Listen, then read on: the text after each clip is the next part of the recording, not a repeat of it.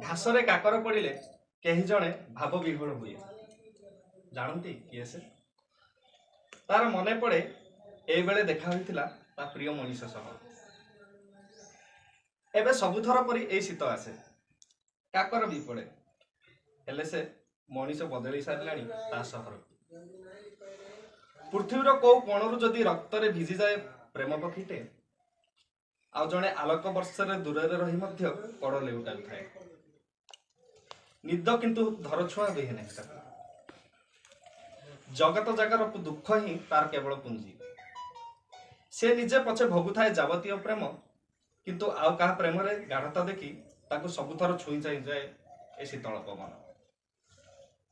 ता पई हस आउ लुह उभय दामी। से किए जानती? से होची कविटीए।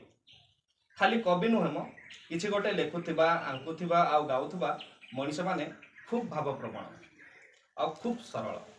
नहले एमिति गोटे व्यस्ततार मध्याह्न रे सुरंगी भली पेंठस्थल रे एते कथा थाउ थाउ गप कविता शुणिया आसुथिबारु एमाने मनीष नुह तो भावप्रवणता थाए।